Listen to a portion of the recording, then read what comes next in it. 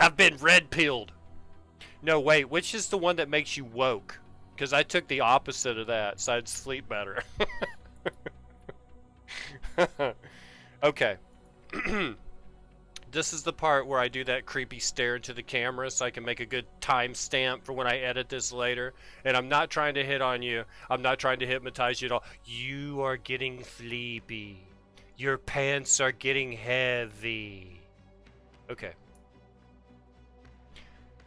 Tonight, on a very special Public Access Live, we've had musicians. We've had comedians. You said you wanted more. We got you more. We hope you are entertained because tonight we bring you none other than the magic of John Shackelford. And that interview begins in 3, 2, and 1.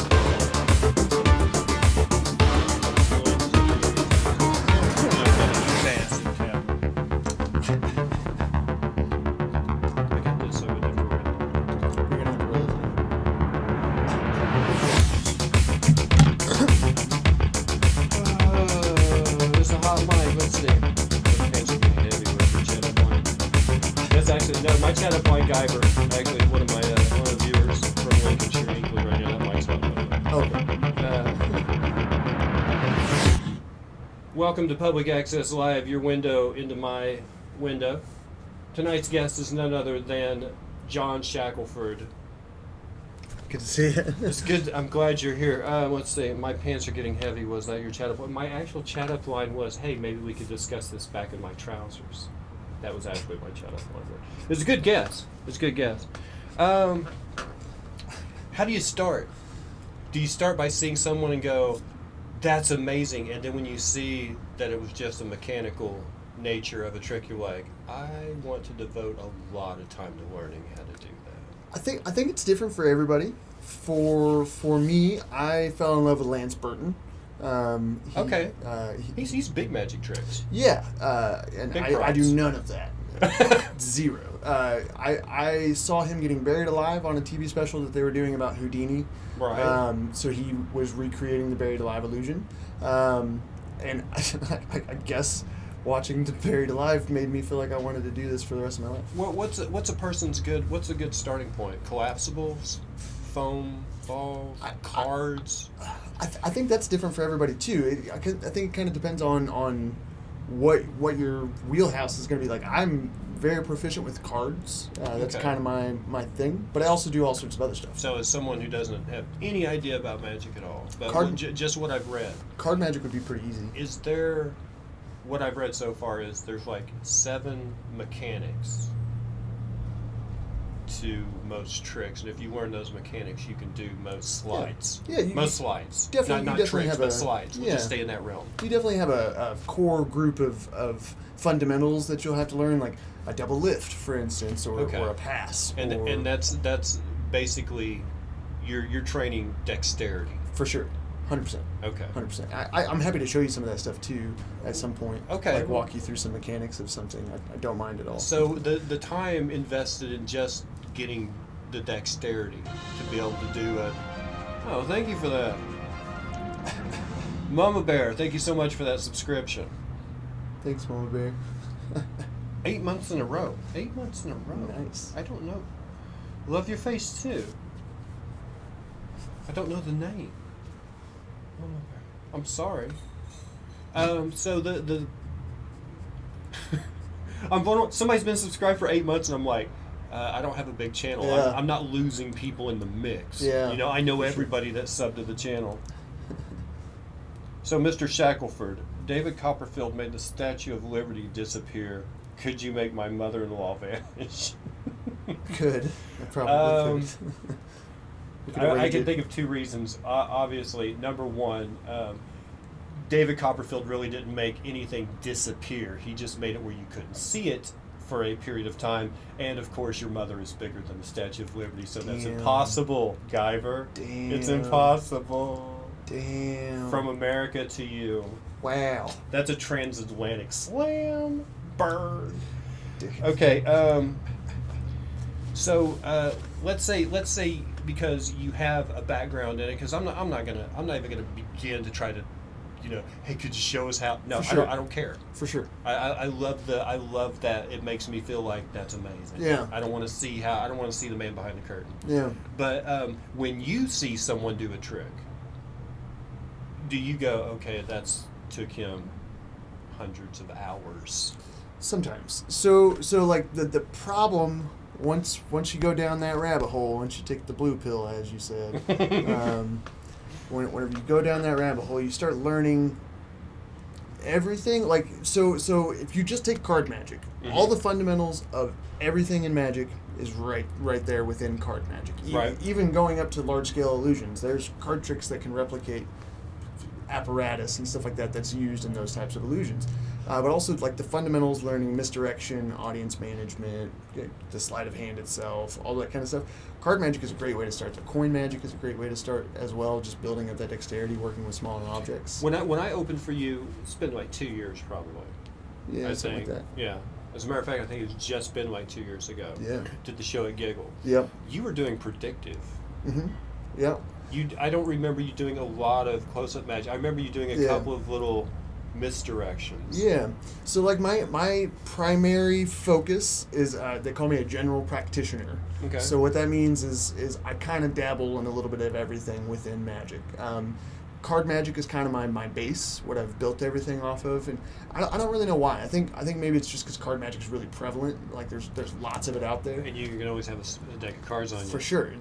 I've always got my props. Yeah, I've got one in my back pocket right now. Like right. It's super easy to carry around, and I think that makes it reliable. Plus, there's a million tricks that you can do with just a deck of cards that are showstoppers. They're great tricks, So I think card magic is a good place to start. But then, of course, some people seem to think that magicians start off as like close up and then work their way to stage. But that's not at all. Like you kind of go for something. There's a lot of guys that just want to be close up guys, or just want to be illusionists. Working with big props like David Copperfield, or they want to do street magic like busking and all that kind of stuff. But that's the difference to me, not knowing anything. But to me, the difference between someone who can do street magic or really close up, sleight of hand, and someone who does the Siegfried and Roy tigers on a stage, that seems like more timing, like a sketch comedy group. Like everybody has to be in the right place, the right time, the lighting has to be right, everything has to work in sync.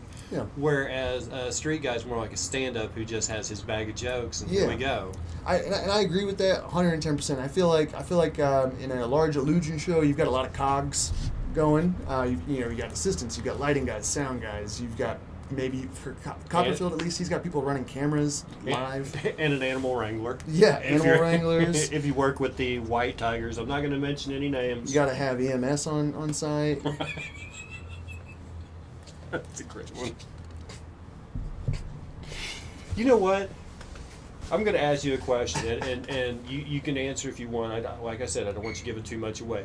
But whenever a magician goes, "Excuse me, sir, do you have a $1 bill on you?" Okay.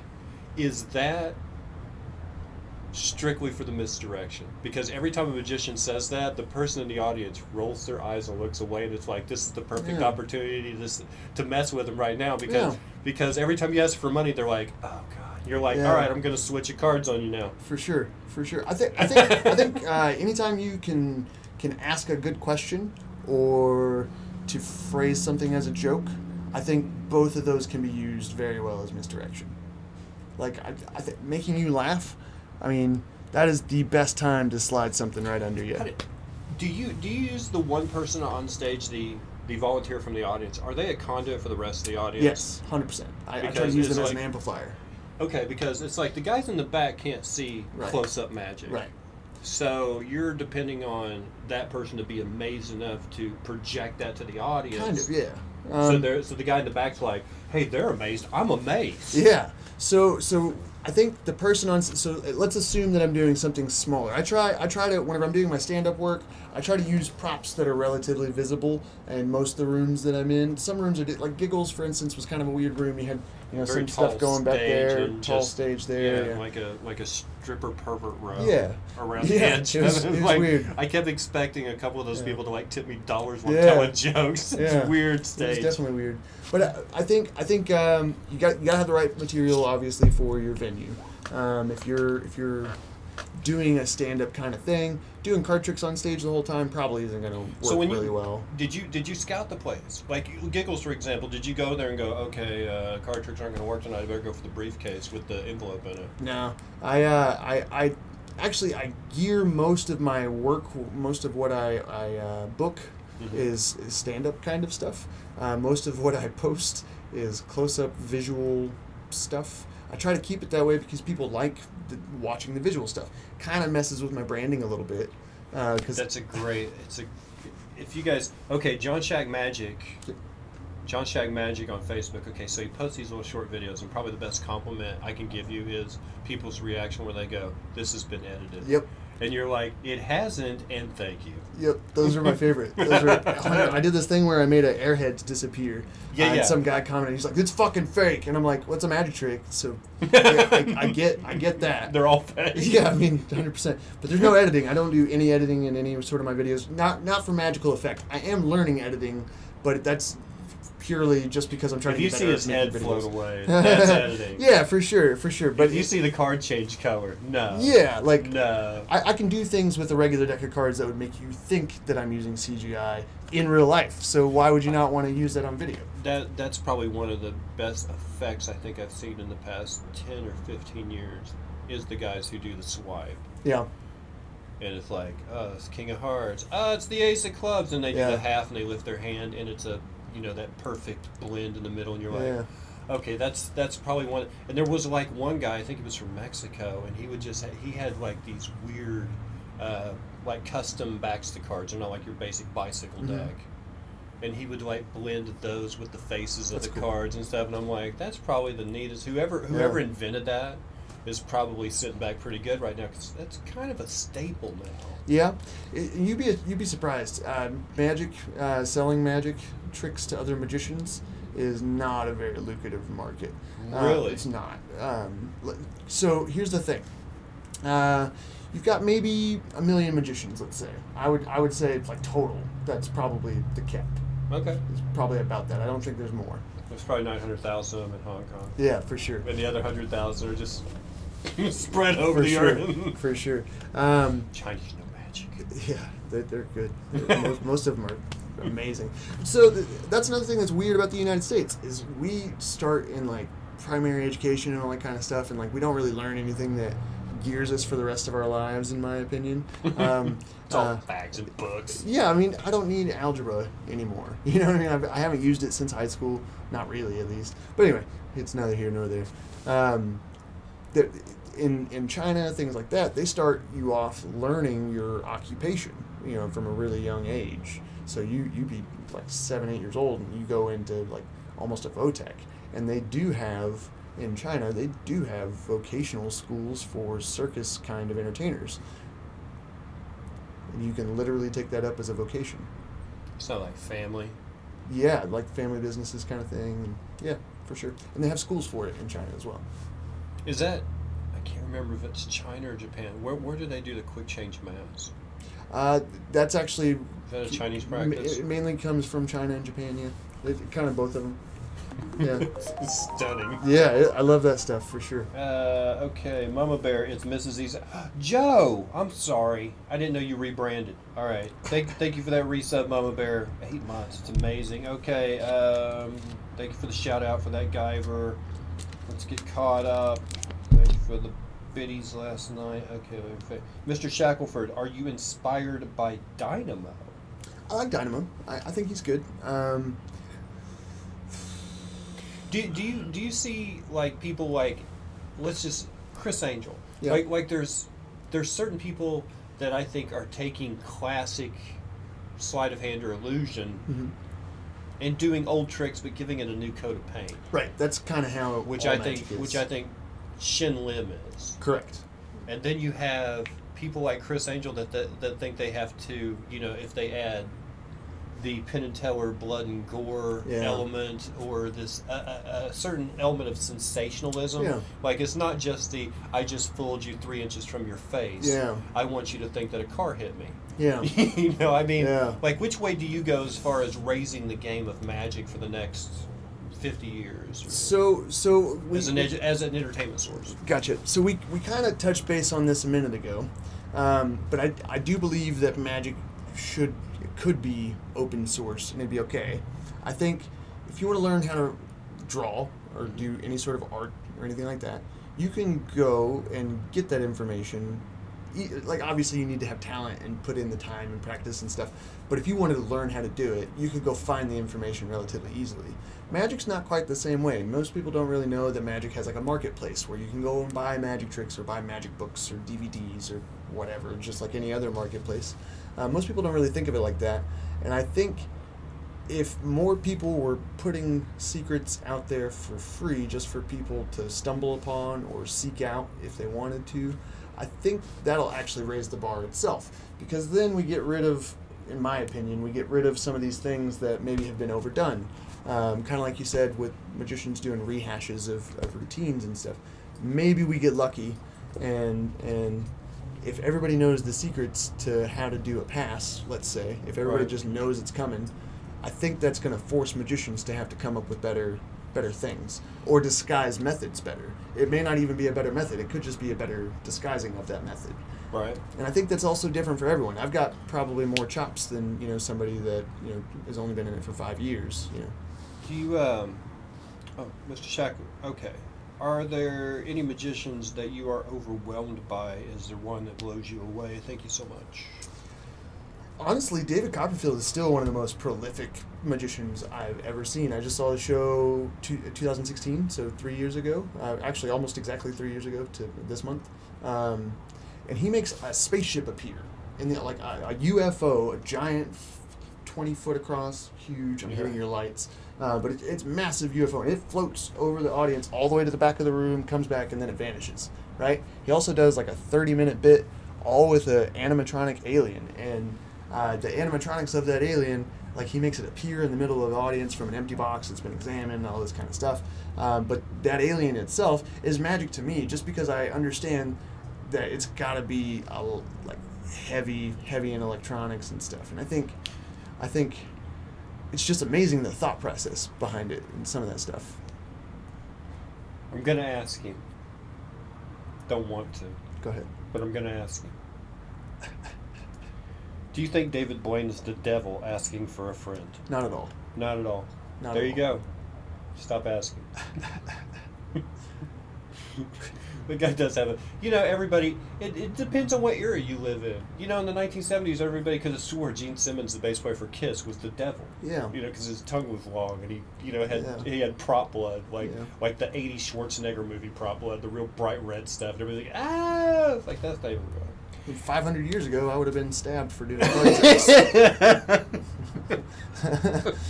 Literally burned alive for doing card tricks. Yeah. Hey, look what I learned how to do. Yeah, burn that man. There's a fine line between court jester. How did you find the ace of spades? Yeah, court jester and heretic. There was a real fine line. Is there a mental game to?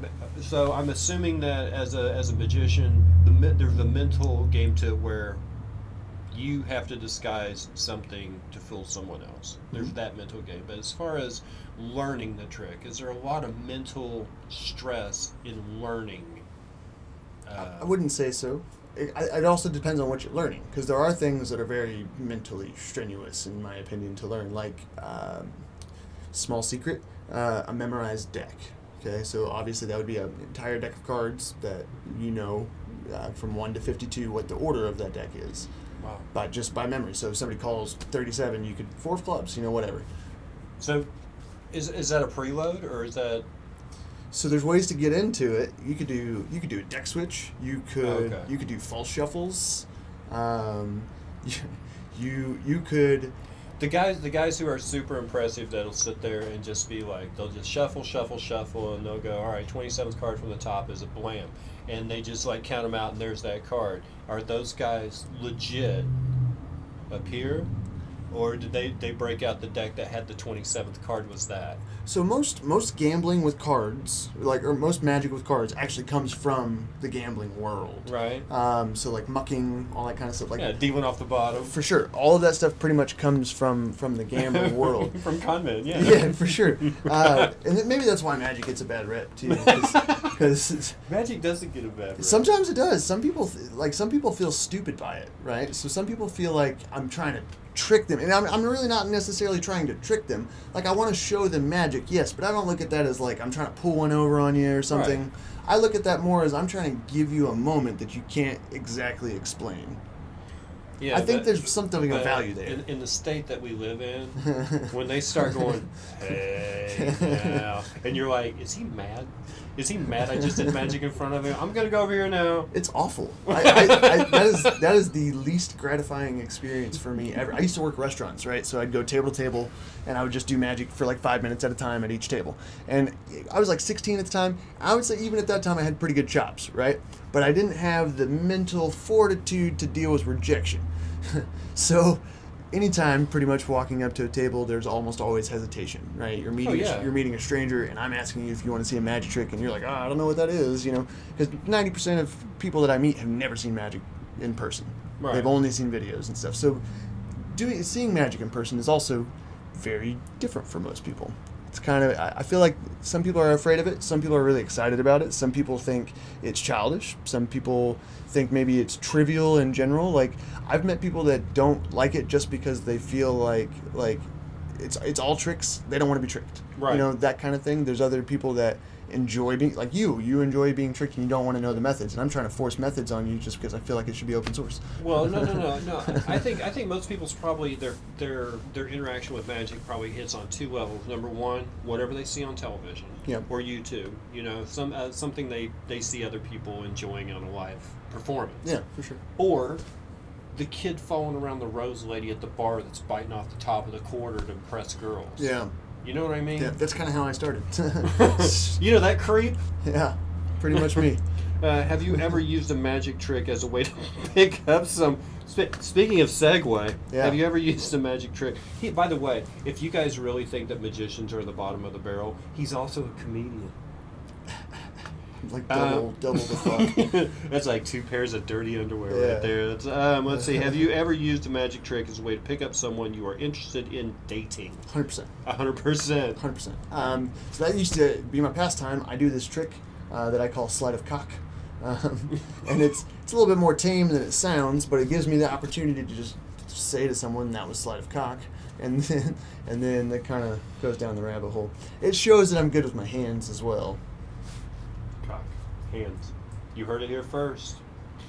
Also, you are one of 3 people I know that have all been on this show. You are the 3rd one now. That, except for the other 2 guys, were just diet. We're gonna say that you, being a magician, you made your 100 pounds disappear. But Trevor Carrion dropped 100 pounds. Michael C. Hall, 100 pounds. You?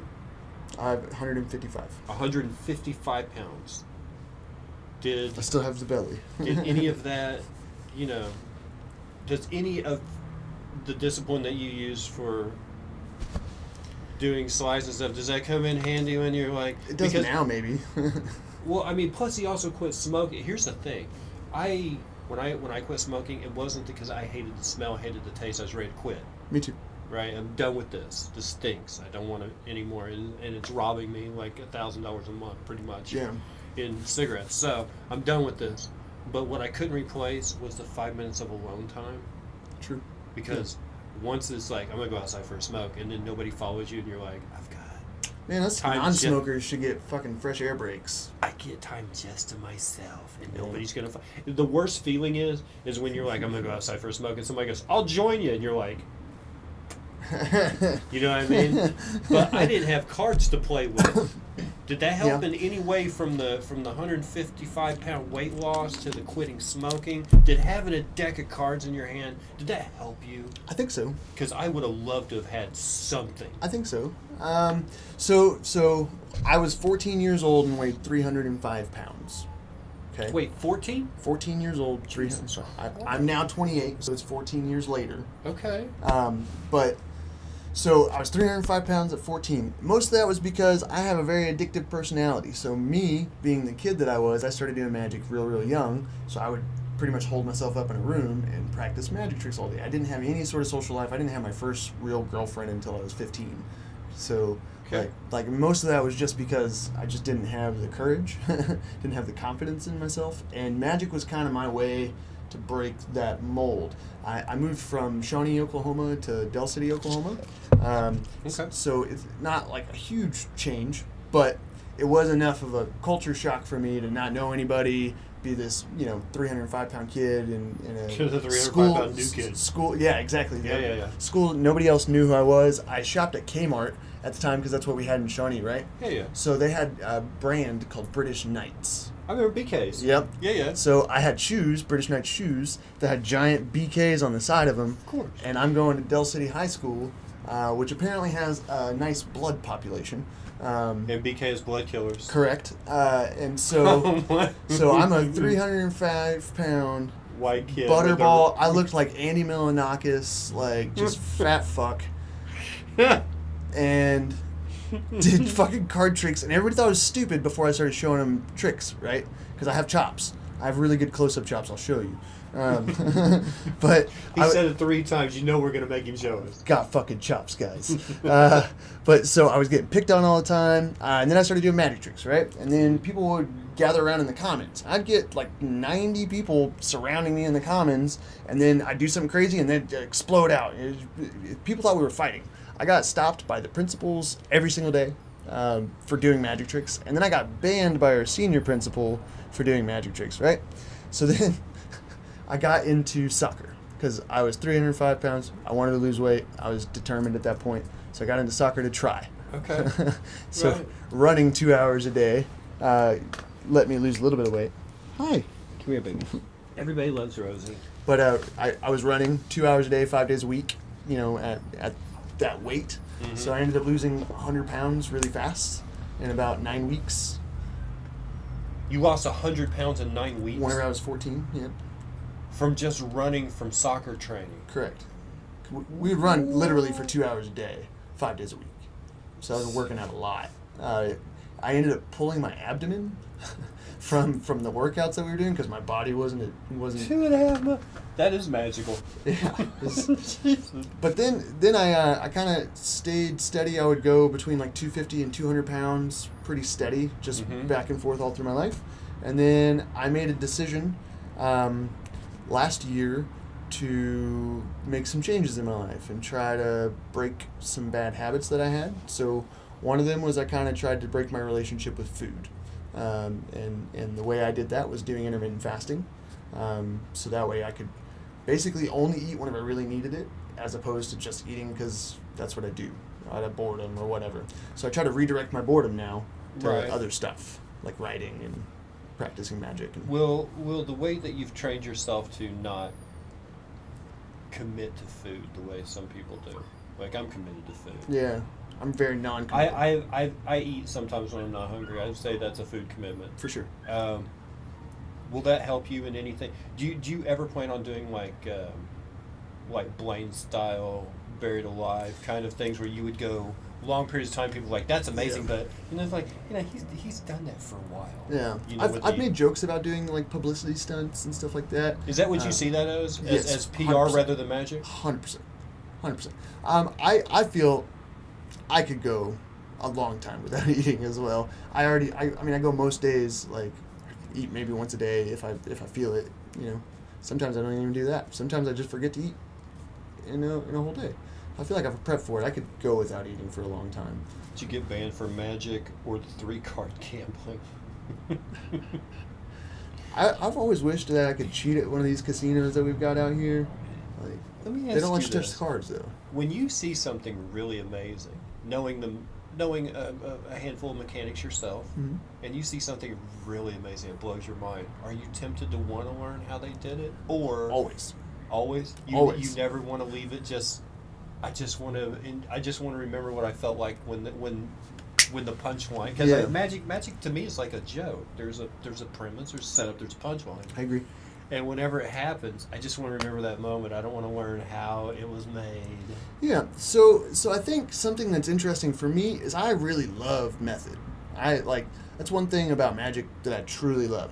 I love getting fooled by something, but then whenever I find out the method is like just as cool as the trick itself, for me, like, you got Agent Dabowski, right? So like I love 007 gadgets and magic. Right. You know, I love those like secret things that hide in plain sight that you'd never know in a million years was a trick apparatus, and then do something amazing with something that looks like a normal object.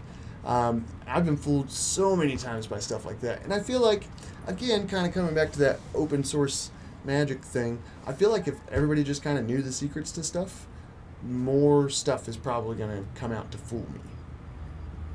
Do you think there's a certain amount of skill set that someone would have to have before they could call themselves a magician? Like, you'd have to know cards or coin. Is there like an apprenticeship and a journeyman There could kind be. of crafting of being a magician? Of like, oh, well, you're only a second year. You haven't learned coins and Yeah. cups and balls yet. So, hey, talk to me when you get up to the cards, kid. Yeah.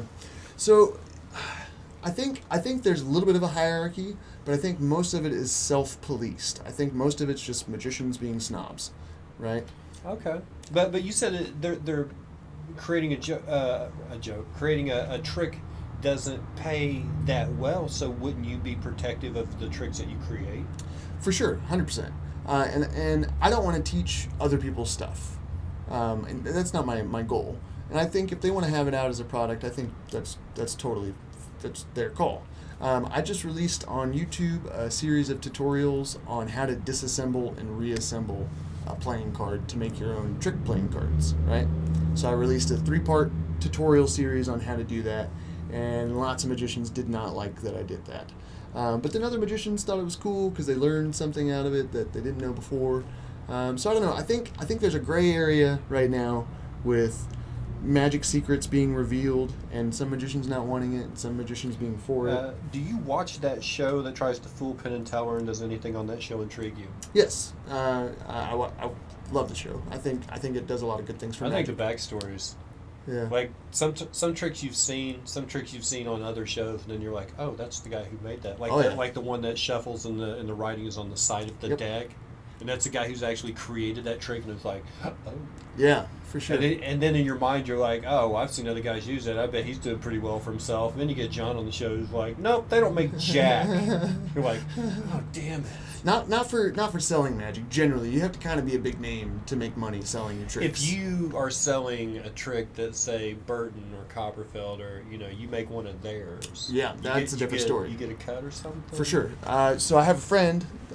He sold a trick to Chris Angel. He sold the performance rights to the trick.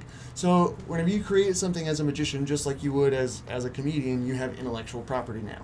Yes. Because your jokes, I don't think you can copyright them, can you? Is it just intellectual property? Like, if somebody stole your joke, do you have any recourse? Yeah, I can call someone out if I can prove that I did it first. But I mean, But as far could as, you stop them from performing your joke? I don't think so. It's kind of the same thing in magic. Legally, there's tricks that I can't do because they've patented, like, apparatus or something like that. Like, most of Copperfield's stuff is all patented with his apparatus and stuff. So if it comes up on anybody else's stage, he can show proof of concept first. What is your YouTube channel? I would like to check it out. John Shack Magic. Everything on Instagram, Facebook, and YouTube. John Shack Magic is where to find me. Do you find any love for the historical? Like Yes. Copperfield has this amazing museum. I want to go there very badly. So there's another guy in Vegas named Gary Darwin. He just passed away late last year, or early this year, I'm sorry. And he actually has had the second largest magic collection that I'd ever heard of. Copperfield has the first. Right. Copperfield has more than anybody, but he's also a billionaire. So, But I mean, basically, he's got like props from shows. Everything. Yeah. He's got everything. He's got stuff from Houdini. He's got stuff from all the vaudeville magicians back in the day. He's got stuff from Doug Henning, Blackstone. You know. Welcome to the world of illusion. Yeah, man. Yeah, flower power. All that kind of stuff. See, so Doug Henning did something different for magic, because before Doug Henning, it was all just dudes in fucking tails. Harry Blackstone. Yeah, it was dudes just like that, wearing tuxes. Yeah. All looking like they should have been an extra in a Hammer film. And then Yes. you had Doug Henning come along and was like, did Gallagher start doing magic? Exactly. Who the hell is that guy? Like, But he was amazing too. He did great stuff. And he had this massive smile. If you guys haven't seen, go watch like a Carson, like an old Tonight Show appearance. Doug Henning, man. Yeah. He really was the lighthearted side of magic. I can't think of a contemporary that might be. What do you think about? There are the guys who are just like amazing and dramatic. I mean, I think probably because of just in the last few years the ascendance of Shin Lim and how he puts it to classical music and makes this amazing production. For sure. I'm more of an Amazing Jonathan fan. Me too. I love Shin Lim, don't get me wrong. Right. I've been a fan of his for many years, because he also got his start by releasing magic products to other magicians. Every act pretty much that he did on America's Got Talent, you can go buy. Right. Off the shelf. And he doesn't give you performance rights, but you can buy it. So I don't know. He evidently thinks that there's merit in having those secrets out there. And I think the reason why you would want to do it is so that you can have copyright claim. Because if you publish a video detailing all the secrets of this act that Shin Lim did on America's Got Talent, somebody else tries to come and do that act, he's got proof that this whole act is his. The choreography. So Teller got into a legal battle not too long ago over one of his routines. Did you see that? Some guy stole one of his routines and started performing it, and then started selling the method. Right? So Teller ended up having to take him to court and managed to find a small loophole in that the choreography could be copyrighted. And the choreography for that routine was copyrighted. Nice. So that's how he ended up winning that lawsuit. It's weird. There's a lot of intellectual property stuff that goes on in magic that kind of make it weird. And ultimately, most magic is rehashing of something else. If you distill magic down to its main components, a guy named Daryl Fitzke said that there's only 17 effects. So you've got levitation, transposition, change of some sort. You've got teleportation, telekinesis. There's only so many effects that can happen. So I mean, card trick is I find your card. Almost every card trick is a find a card trick. So there's a riddle about three salesmen, and the trick to the riddle is that you're misdirected away from how you should be using an equation. Like the math is all there and the numbers are all the same, but it's the way they're put together that really throws you off in this particular riddle. Do you find it's not? Is there some way that you don't really make somebody feel foolish, but still give them that I tricked you? Because to me it's like it could go either way. Yeah. But you've only given them enough information. You've only given them enough to assume one outcome, or it's kind of like the Shin Lim. Everybody's like, oh wow, can you believe that he made the card appear on his chest in the same card that they picked? And it's like, no, that's what they want you to think. The magic is that they forced the card that he already had printed on his chest into their hand. Right.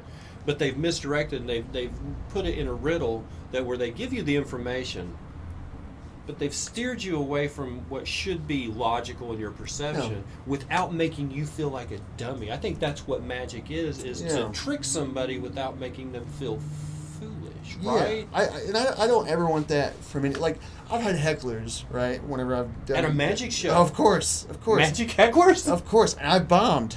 Like, most people don't think because you do magic tricks you can bomb. And I have bombed so many fucking times it's not even funny. Hell. Because I do just like you do, and I fall on my fucking face until I get it right. Because bombing as a comedian is a science. I've heard this from a psychologist, and basically it's all from the people in the audience. Okay, this is how it breaks down. You have about 60 seconds to endear yourself to an audience that does not know you. You have to get them to like you and quick. For sure. Okay. And in that time, you have to make them think that you are part of the same tribe as them. Yeah. But what you don't see is there's a line drawn in the sand. Absolutely.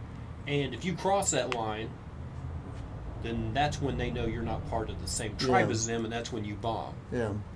How? Because as a magician, how do you ever make them think that you're part of the same tribe as them to begin with to break that connection? So I think that's where comedy comes in. You're the magician. But I think that's what comedy is supposed to do. At least in my act, what I try to do is I try to use the comedy to humanize me, right? Okay. So I don't want you walking away thinking that I have magical powers. I want you. I feel like if anybody's ever seen me perform, it's fucking chaos. It's fucking chaos. I do lots of good magic. It's the Dylan. It's a very folksy show. Yes. It's the Dylan of comedy magicians. And some of that's intentional. Some of that's just because I'm lazy and you know, honestly, like, you ask how I bomb. Well, here's how I bomb. I will learn a trick tonight and go fucking perform it tonight. I don't give a shit. I don't mind failing. I don't mind fucking up. Like, I just love this craft. You know what I mean? Like, I want to get better, and I think one of the best ways to get better is to fail. Success doesn't teach you a whole lot. Are you familiar with The Amazing Randy? Yes. Love The Amazing Randy. You like some Randy? Yeah. He's got a Netflix documentary if you haven't seen it. I have. It's great. It's great. And I think he's great too. Although his whole $1 million giveaway thing is kind of a sham, because he also creates the conditions for it. So you have people that were coming to him, and he was basically like, if you can prove that you have supernatural powers under our conditions, then we'll give away the $1 million. So basically what he was doing is figuring out what magic tricks people were doing and then finding ways to thwart those magic tricks, creating conditions that they couldn't replicate the magic tricks with. That doesn't sound like a magician porn star, not just a magician. Oh, yeah, because, Randy has a different meaning in the UK. Oh. The Amazing Randy. Oh, yeah, the Amazing. That'd be like us saying the Amazing Horny. Up next, the Amazing Horny. That'd be great, though. Some dude out in the UK should start fucking doing that. It's a great character. Now I can't stop giggling. I know, somebody said Randy. Let's see. You'll never look at Randy the same. I'm trying to think how we can set this up so you can do so. I could just show you something if you want. Well, you need a surface? Nope. Okay. All right. I love this stuff. So this is how much they can see of you. Okay, I'll try to keep it all above here. So we'll start off relatively easy. Go ahead and pick a card. You don't have to go for the one that's dodged out like that just because you think I want you to. Okay, memorize your card. Don't let me see it. All right. Got it? Place it back in the deck. There's your card. Okay, no mistaking it. It goes in the middle. We'll lose the place. We'll shuffle. I'm looking directly at you as I shuffle. Creepy, buddy. Okay. All right. I won't even mess with them. I just want you to look directly at me. Think of your card. Okay? Mm-hmm. Shout it at me in your head. Like, repeat it over and over, like 10 of hearts, 10 of hearts, 10 of hearts, 10 of hearts, 10 of hearts. And it's already at the top, too. No, it's not. It's not. I actually have. I thought I saw it pop to the top, and I was like, he's already got it. Diamonds. You're close. I was about to say, he's already popped it to the top. Damn it. Now we'll take a look here. So. Wait a minute. Okay, so you started yelling out my card without seeing it, yes. without bringing it to the top. So it's actually in the middle, but if we take and got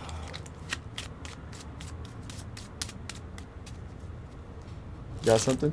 No, I'm just. So we'll take the Queen of Spades. See the Queen of Spades? Yes. Here? Yes. Okay. Here, we'll try to do it like this.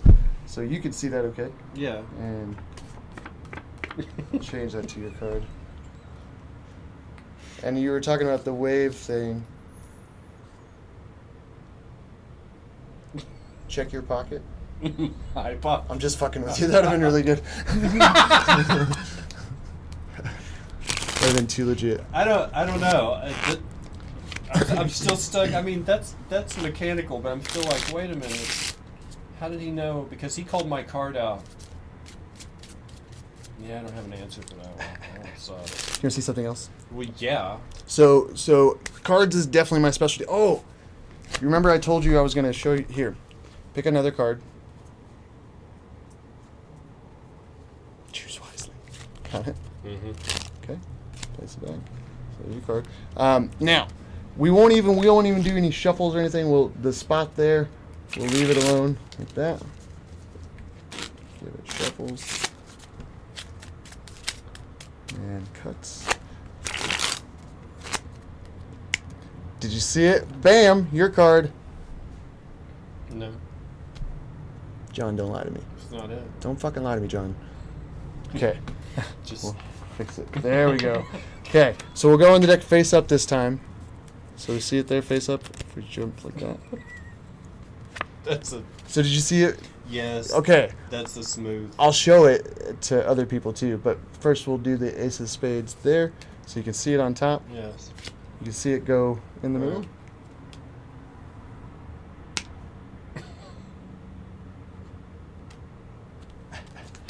So one of the things we were talking about earlier is like the fundamentals, right? Right. One of the fundamentals is something called a pass. So I'll show what it looks like again to the camera so they can just see. Oh, I almost messed it up. But it looks like that. Okay. And the move is I'm literally cutting the cards. Right. So I'm taking this whole block down at the bottom and pivoting it up and around the top. But quickly. Very quickly, yeah.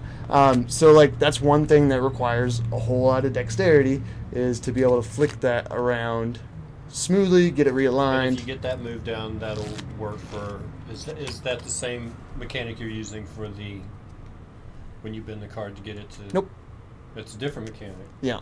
Okay. So I'm also layering methods on top. So that's one thing that Magic does. It's I think it's the same thing in comedy. You punch up. You know you. Oh, yeah. Whenever you rewrite and stuff Rewrite. like that, you punch up your material and all that. It's the same kind of thing in Magic. I think with this, I'm always kind of looking for a way to give you an extra jab. If that card You know? had been in your pocket, the devil. Oh, let me show you Sleight of Cock real quick. Here. Pick another card. All right. Okay, got it. Mm-hmm. Place back. Okay. And nothing funny. That's not your card. Card's No. Card's not on bot. Well, No. this was your card, but it's not your card. Right. So you're thinking, or you have a card that you picked. Yes. Now check your pocket. I'm just fucking with you. It'd have been really good. It's actually in a much stranger spot.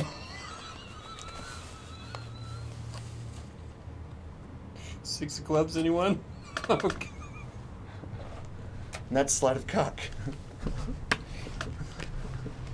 I never saw it touch it. I have a talented penis. I'm telling you right now, I'm not touching the six of clubs again. It's been marked.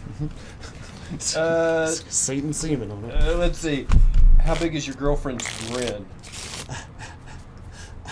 It's usually large. I don't know. Her grin? What does that even mean?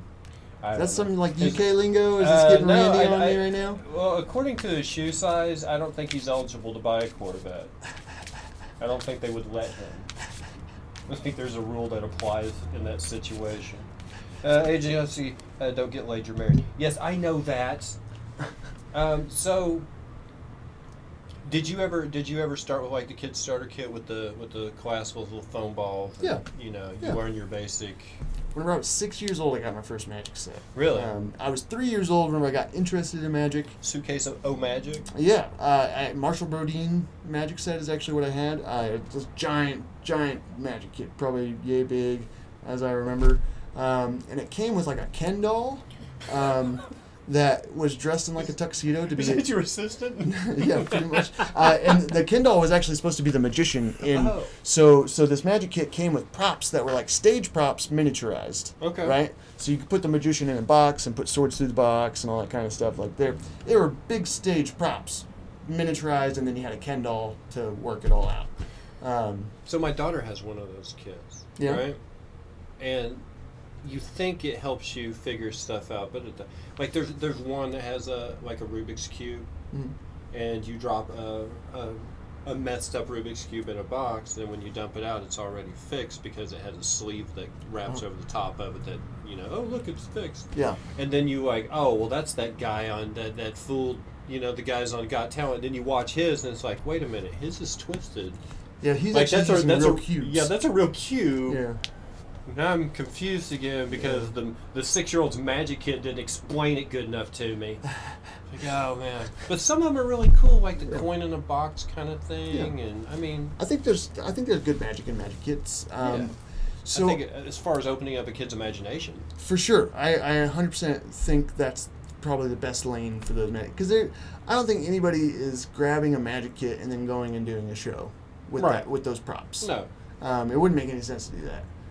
Especially because there's already, like, originality issues within magic and stuff. So, like, I can show you card tricks all day, but originality still kind of comes into play, which is where my stand-up material differs a lot from my close-up material. Is there a guy still getting? Is there like one guy who gets paid for every time somebody pulls a rabbit out of a hat? No, not quite. So we kind of run into the intellectual property stuff there again. And since magicians publish things, typically they also give you performance rights. Like if you purchase the product, you get the rights to perform the product. Okay. As long as you purchased from the guy who invented the trick. Yeah, or a dealer, or distributor, whatever.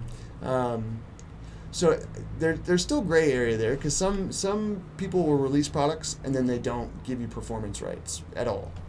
Like you can't perform it on TV, you can't perform it live, and if you do perform it live, you have to have like written permission. So there's all sorts of like rules that people try to put in place, and I really think that's just to try to thwart piracy. Is to put those extra precautions in there, because why would you buy something if you can't perform it? Right. Do you just want to know the method? Yeah, like you were saying earlier with the Shin Lim stuff. It's like, he was selling the stuff, but you can't perform it. Yeah, and I think that's why Shin Lim sells his stuff, is if people really want to learn it and want to try to adapt some of the things from, like that routine he did where the signature's jumping back and forth all over the place and stuff, where he had like Terry Crews sign a card and then that card jumps in like 9 different places. Oh yeah. If you wanted to learn that routine, he's got it published. You could go and learn every bit of that routine. Is there you don't have a problem with the masked magician, these reveal shows? No, I used to. You think it actually heightens magic because it makes people some of it quit performing the same old tricks, and it makes it progresses or evolves magic, or the performance of magic. Also, I think the other thing for me is I'm trying to figure out a way to take the puzzle aspect out of magic, because I want it to just be entertainment. I don't want it to be something that people are trying to necessarily figure out, which is also why, if you want to know, I'll tell you. See, that's what I want to sit there and I want to be amazed. And if you want to be amazed, I want you to be amazed. On YouTube, if I want to go back, I'll watch it again. Yeah. And try to see. Yeah, you can definitely dissect. Okay, he's using a black tabletop. I saw him do the drag. That time I saw him drag. That's how I got started. What? So black felt and doing drags into your lap. Yeah, more or less. Lots of them, just repeatedly. One deck of cards had like 1,000 cards because I just kept drag. I think there's a large group of people that are okay with being fooled, and there's a large group of people that want to figure it out or think it's a puzzle and that should be figured out, and like that whole like you're tricking me kind of thing. Like, I don't feel like a card trick is something to get offended about, and I think some of the reason why people feel like it's a dubious kind of thing is just because of stuff that they've seen before, or maybe they've seen a shitty magician before. Maybe they've seen a guy pull somebody up on stage and embarrass them on stage, or seen somebody get pulled up stage and he's making like sexually explicit jokes and stuff like that. Like it's all such a fine line, you know. Right. Like you can go from being funny to creepy real quick. Oh yeah, you know, it can happen really fast, and especially if you're making people's bra disappear. Yes, and all too often magicians kind of get cocky, I think, in some of those regards, because, like you said, magic for me was a big way to pick up girls before, but also like that can get you in trouble if you're acting like that on stage. Do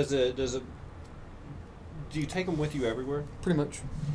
Like worn in. Whenever you went to see, say, Marvel Avengers Endgame, was there a theater full of people that had to hear this? No. Did you have them with you the whole time? Try not to be a cockbag about it. No, but I mean, do you get to nerd out on other stuff, or is magic your nerd out thing? Magic's one of them. Yes, I love movies. These are just this is a regular deck too, isn't it? Yep, regular deck. I hate you. Let me show you something else. Let me show you something I created. My daughter's got the magic kit, so it's got the deck of cards that like every other card's a little bit longer than the other one, so you can rip it one way and see all one card, or rip it the other way and see like a shuffled deck. It's like you were talking about how you liked this kind of stuff. Yeah. I don't think the camera got a good shot of that, so we'll do it again.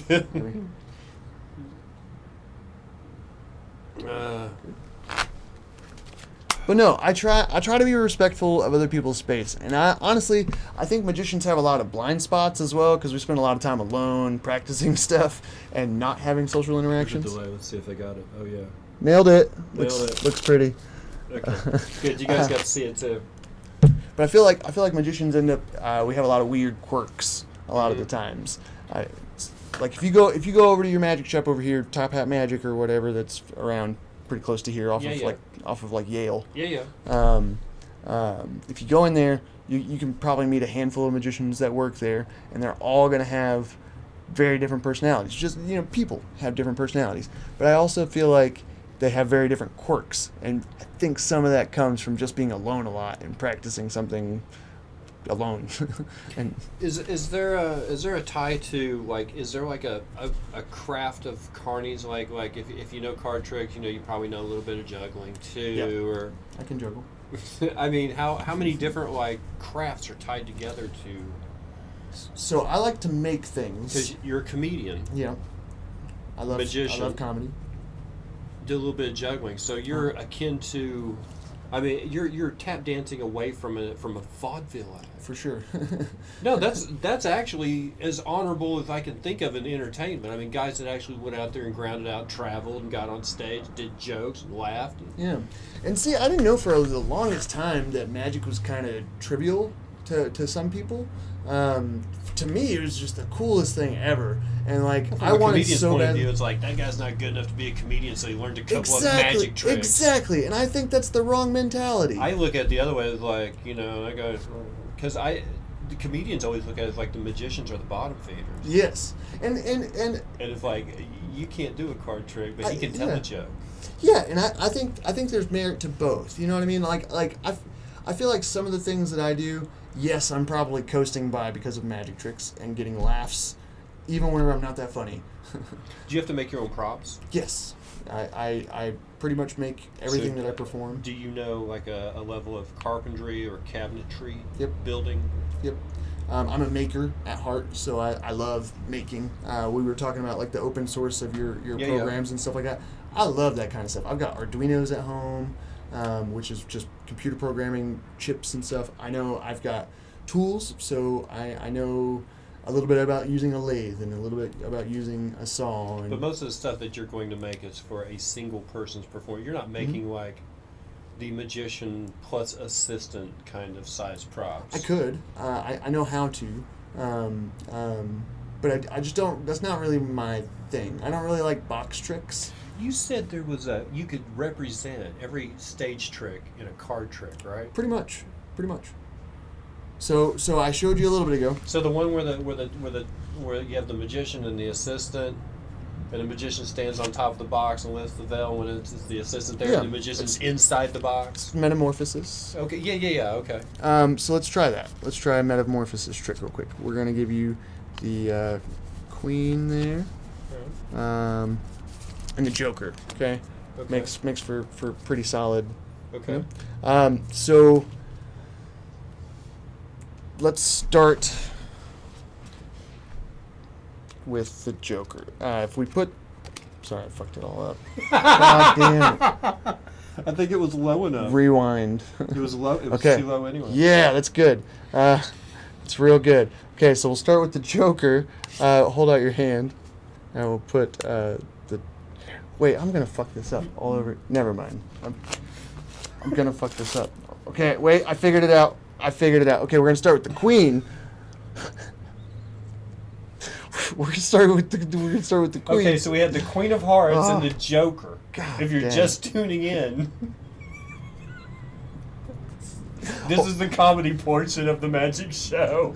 See, I told you, I'm lazy. I fuck up a lot. This is fantastic.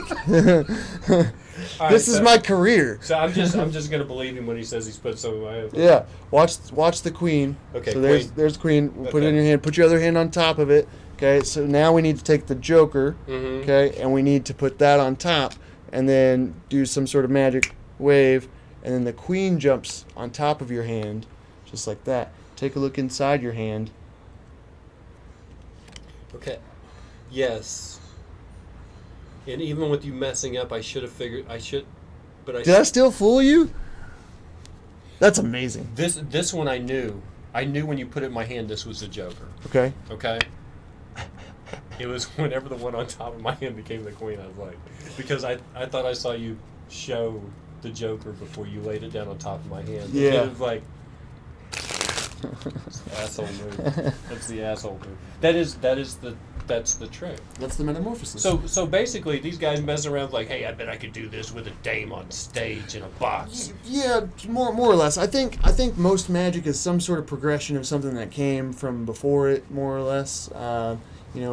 If back in the day, whenever sawing in half was a thing, right? So it started off. Oh, They don't yeah. sawing in half. They don't really do it a whole lot. Like, not a lot of magicians really perform it anymore. There's some, but I don't see it as very popular. Well, they anymore. still do the upright version. Where they do go in the middle and then the cubes where they it's like a three door cabinet, and then push the middle out. and they do the panels, the stainless steel. Yeah. So So it's it's kind of a similar kind of thing. So back in the day, they would have in the 1800s, they had these giant boxes, right, with really thick table bases and stuff, and like it just kind of was obvious. Mhm. And progressively, the boxes got thinner and smaller, and the tables got thinner and thinner and thinner. So hiding methods, and so design just got better. The magicians started learning those. So you asked a second ago. Sorry, sidetracking. Please. You asked a second ago about like other passions and hobbies of mine, things that I dabble in and stuff. I learn video editing. I've been learning that, and like photo editing, and then the carpentry kind of skills. Use Creative Cloud. I do, yep. And then I also like crafting kind of stuff. I am always on the hunt for some sort of cool. It sounds stupid, but I'm always looking for some sort of cool crafting technique. Whether that be doing something with paper, because obviously cards are paper, or whether that be doing something with glues, adhesives, and stuff like that. Like, I try to do lots of different research on lots of different of different topics. I don't want to limit my knowledge too much. Right. So whenever it comes to comedy, which is another one of my passions, I got started on that kind of from Steve Martin, and I just thought he was the funniest thing ever. I used to listen to Wild and Crazy Guy when I was a kid, and I watched The Jerk and all that. Did you? Rosie, get out of there. You're messing with your window. Did you?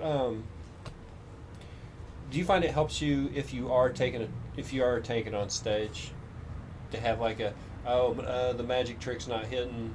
We'll try a couple of jokes. The jokes aren't hitting. We'll try a couple of I usually find the reverse. I usually find you get jokes them back, don't hit, and then the you magic get them back brings with it the back. magic. Yeah, I usually find that's good. But I also get laughs. Like, I think I don't know. I gotta see if they just bumped the.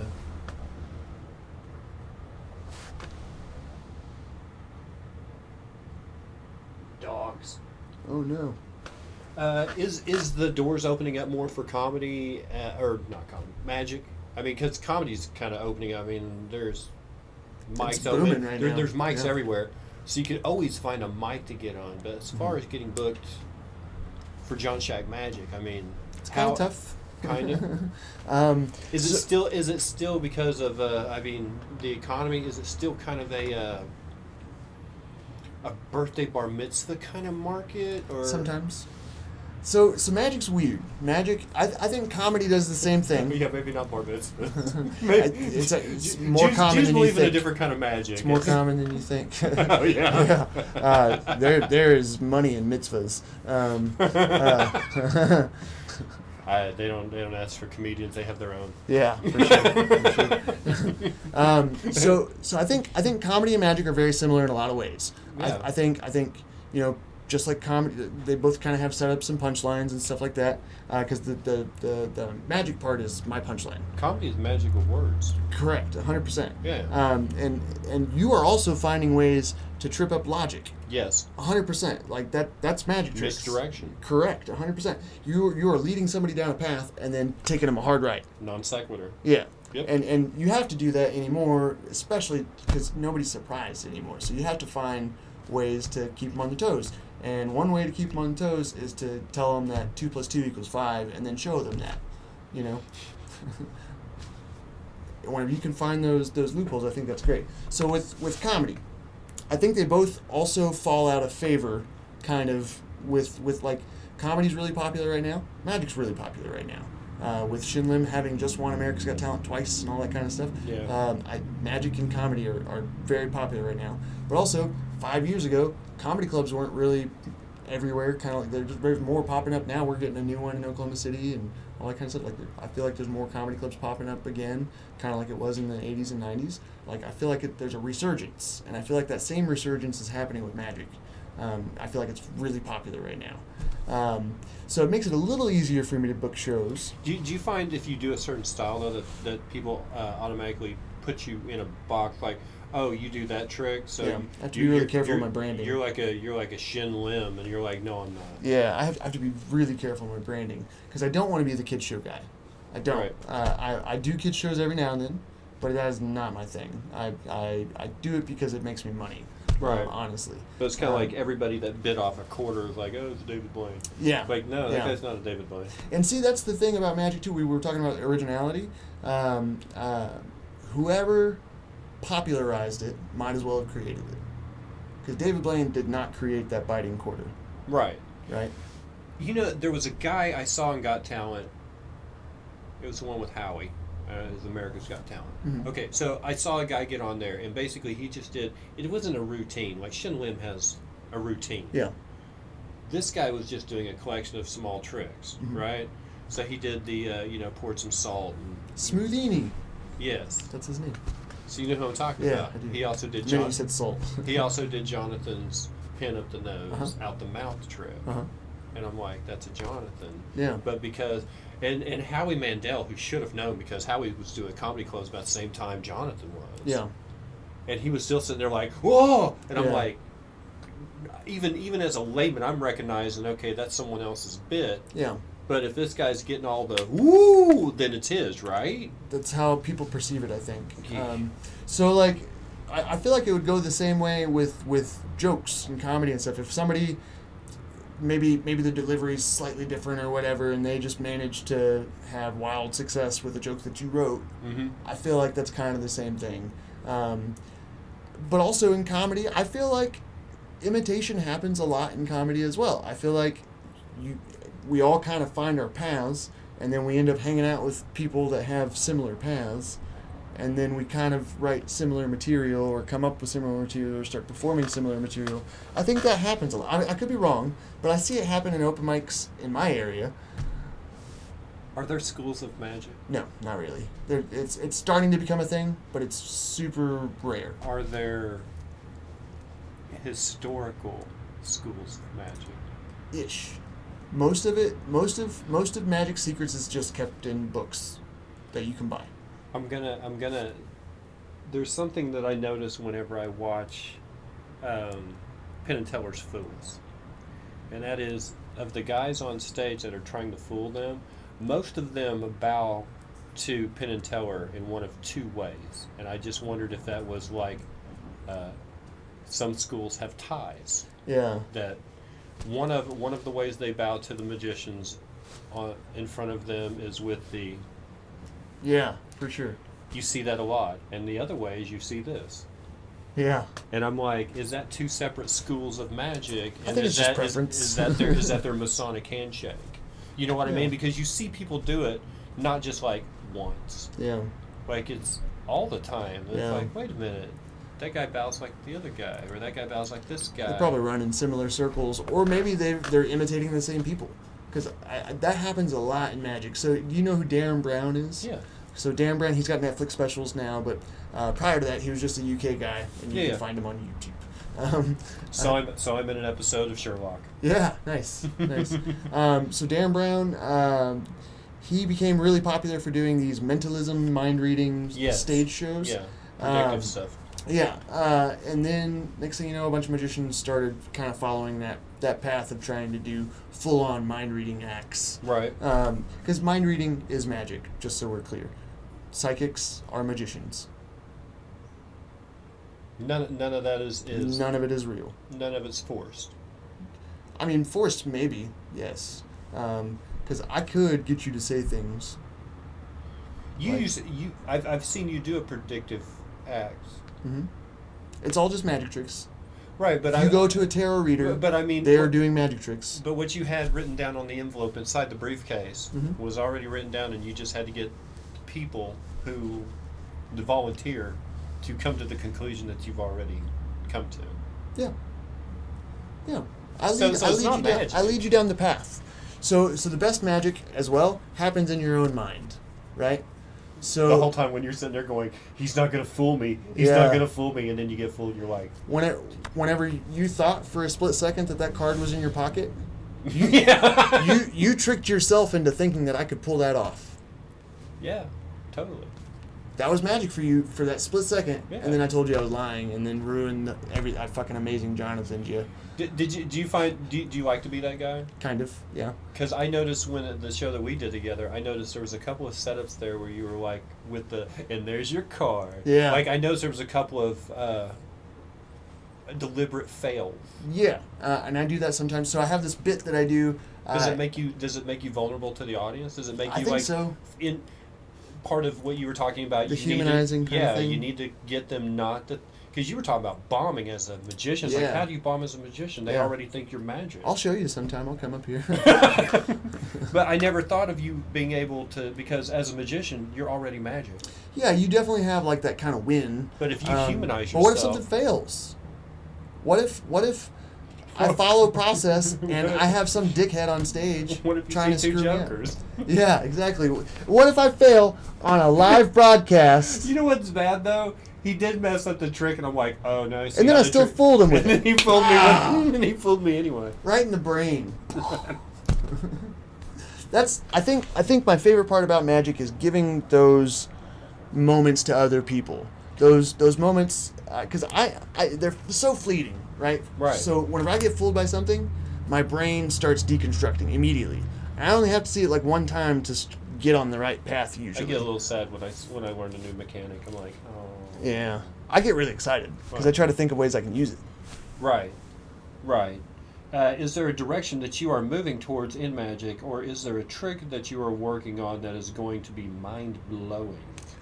I have a bunch of signature routines that I'm working on now. So we were talking about originality again. I've been making lots of pushes to try to be more original in my magic, in all of my magic, right? Okay. So I want obviously the jokes need to be original. Like I need to have that going for me there. So I'm already doing okay there. I need to do some punching up and rewrites and stuff like that too, which I'm lazy on sometimes. I think staring at the blank page is a little intimidating at times.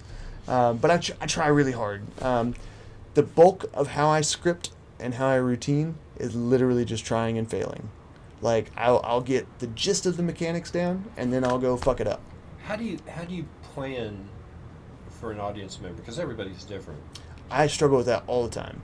I try to. So, part of what you're doing as a magician is gauging people.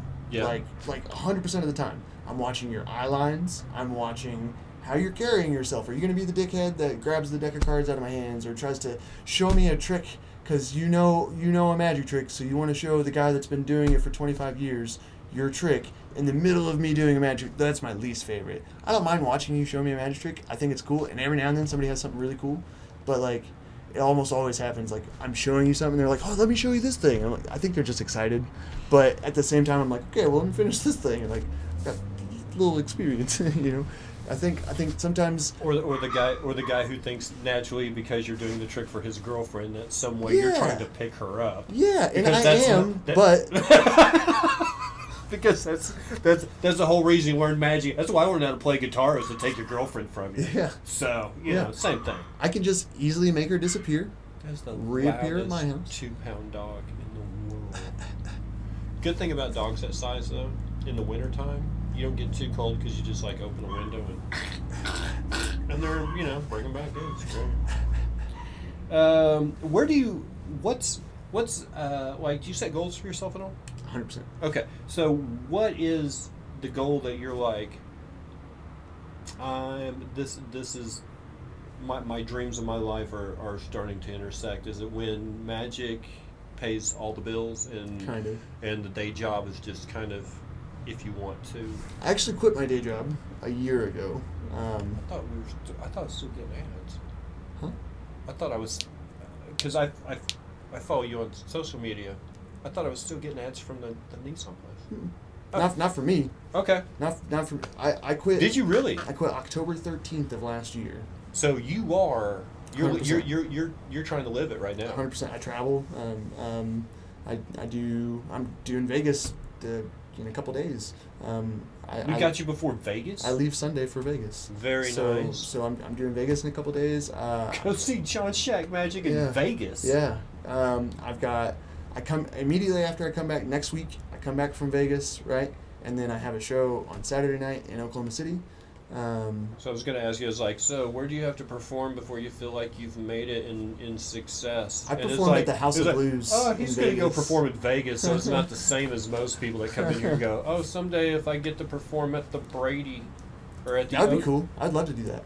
That'd be I really don't know cool. if I would want to. I think I would like to. We have I like guys doing that come theater on. shows. Like most comedians, they come on, they're like Radio City Music Hall That'd be or cool. Madison Square Garden. That would be cool. Or some of the musicians on the show, Hollywood Bowl or something like that. And I'm like, I would be happy doing nightclubs. Yeah, I love. I don't want a nightclubs. sold out theater, man. I like rooms of 100. I think love that's it. perfect. I think doing rooms of 100 is one. That's usually my favorite. The energy's right. You know, you can really vibe off of a group, and it's much more personal. It may be 100 people in that group, but you can really make people feel like almost you could call them out by name by the end of the show. The style of magic that you do, though, in particular, if you're on a stage, you really need a camera and really, Yeah. like 6 rows back, they can tell what you're doing. But I'm not going to be doing this kind of stuff. What are you gonna do? Like Cards this big? No, Big no. prop cards? No. One of my signature things that I was talking about right now, I have a rope routine, right? So, like cutting and restoring the rope and all this kind of stuff. Yeah. I have a really different rope routine. I didn't bring it with me. I don't have any video of it. I don't have any video of it out there because I don't want to get out because I don't want other magicians trying to take it. We don't. But You have to promise we get to first see it. yeah. Like I'll give you a heads up whenever I come up here sometime. But that's something I'm really excited about because I've never seen anybody else doing anything even similar to it, and it was an idea that just kind of hit me out of left field. Which those are the best ideas, I think. Do you find that because you are so open about your magic, that other people who also entertain with the same craft are less likely to show you things because they know it's not, I think they're usually more likely, to be honest, because because they're not allowed. Yeah. I've met many of my heroes, though, in magic. Like, many of the people that, whenever I was growing up, I learned their routines and stuff like that. I've met a lot of them at this point in my life. And when I was a kid, I was thinking this dude that had this magic book that I read and stuff like that, I was like, man, this guy must be the most famous person in the world. And turns out 40 people know him. You know what I mean? Like, right. Like he just had some really good ideas on magic and then got popularized in that sort of way.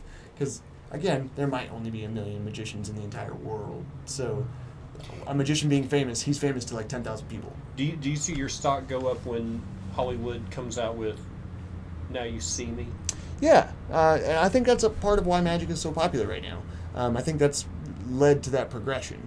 It's not these television talent shows that's made it popular. I think that helps too, and I think David Blaine came in and shook things up by taking everything from stage to street. Bringing it back to television too. Uh-huh. And also he made it a reality show. He was like the first to do that. Copperfield was very good in the 80s. The 90s kind of died off, and then all of a sudden you got Blaine on television. Yeah, and he's doing magic for people in the streets, changing the proscenium, you know? I could give a shit about magic. I love a good card trick, and I love good sleight of hand. But whenever, okay, I'll tell you exactly where I lost my shit. And I was like, I don't want to figure this out. I just want to enjoy this moment. He had a deck of cards, unopened, hands it to a guy on the street and his buddy. Mm-hmm. Has him open it, has him pull the deck out. He never touches the cards.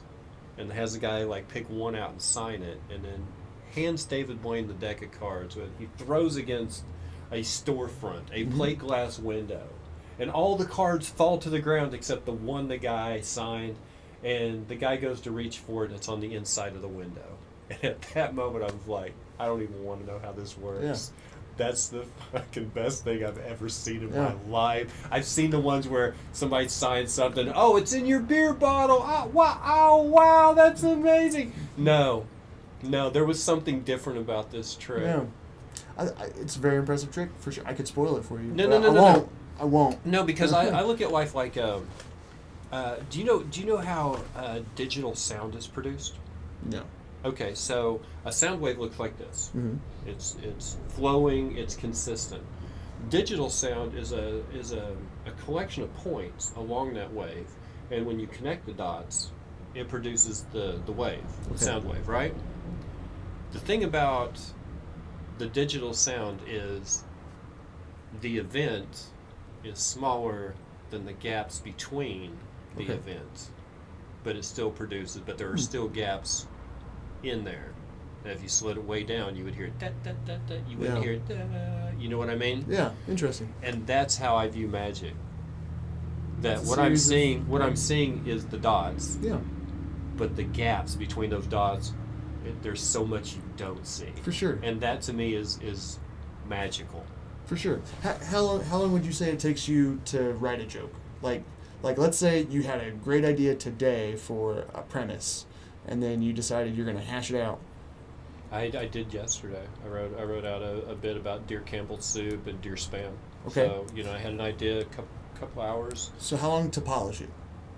Oh geez, I'll have to take it to stage. Yeah. I don't rewrite until I've taken it to stage once. I'll write film a joke. your sets? No. Do you audio record or anything like that? You just based off of audience interaction? I just go do. I'll get some material together. If I've got a show coming up, I've got a show next Friday. I get some new material together. As soon as I start realizing I have a show, I'm like, I'm not going to do the set I did at the last show I did. Yeah. So, kick in comedy mode, start pulling comedy out of life. You know, every little thing. Go do your reps. Take it to open mic. See how that hits. Go rewrite.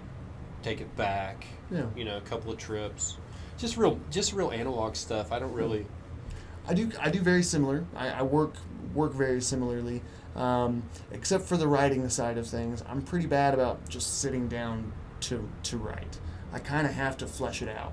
So usually what I'll do is I'll learn the basics of a magic trick, and then you gotta dress it up a little bit. You gotta create motivation for why things are happening. You've gotta create a storyline so that things kind of make sense, because in magic nothing makes sense, right? It's not supposed to, but you have to kind of tether it to reality. You have to give them a line of logic to follow to pull the rug out from later. 100%. So you got to give them a path for sure. You gotta lead them to where you want them to go, and then ultimately it comes down to perception. If I'm showing you a magic trick, I gotta worry about angles, eye lines, where people are standing, where I'm standing in relation to those people, where my arms are positioned, if there's cameras going, all that kind of stuff. Because I gotta make sure that I'm giving pretty much the same show to everyone if I'm in a close-up situation. So how did you broach the situation at Giggles where you had a high stage, you had everybody below you, but you also had them kind of wrapped around to the side, and you had a balcony? I tried to use visible props. The left. Yeah, not even directly ahead of you. It was bad. They're over here. It's a weird room for comedy, for sure. For magic, I'm sorry. Great room for comedy. Very, very weird. But as far as if you have to do a little blocking, like who do you block? So that's the other thing that comes in with magic on most of that stuff, on stand-up material, on almost everything that I could do, I could perform in the round, right? Mm-hmm. So if I had to, I don't normally have to, but every now and then you get like a 3/4. That stage that we were on was just tucked away in a corner, so it was kind of a 3/4 spread. You had people up here, people down here, like it was madhouse. And a mic cable with a short in it, so right in the middle of your joke you lose sound. Like hopefully right by the punchline to really add to the embarrassment. That's awful. That's the worst ever. Whenever you have sound issues going on during that, it happens to me all the time. So then I said. Yeah, you know, and the bad news is like you build up all this synergy to that punchline, and then the sound goes out during the punchline. They're like, "What'd he say?" Nothing. It's not important. For sure. I just spent 4 minutes building that moment. Yeah, I think most of what I do, I'm trying to make sure that it's visible for everybody. Mm-hmm. You know, so my act has grown a lot as well. Like now, instead of using that small envelope like I had, because what that trick was is I had borrowed a $1 bill from the audience, right, and then I had vanished that bill. It reappeared in an impossible location, which was back in the spectator's pocket. So I made their bill vanish and reappear back in their pocket. The reverse of the pickpocket. Correct. Yeah, I'm pretty shit. So, I used to suck at magic. I still do, but I used to too. Good old Mitch Hedberg. Love Mitch Hedberg. So I loaded the bill into his pocket, right, and then I made it appear there later, and then I had these on my back. I had taped an envelope, and inside that envelope I had a piece of paper.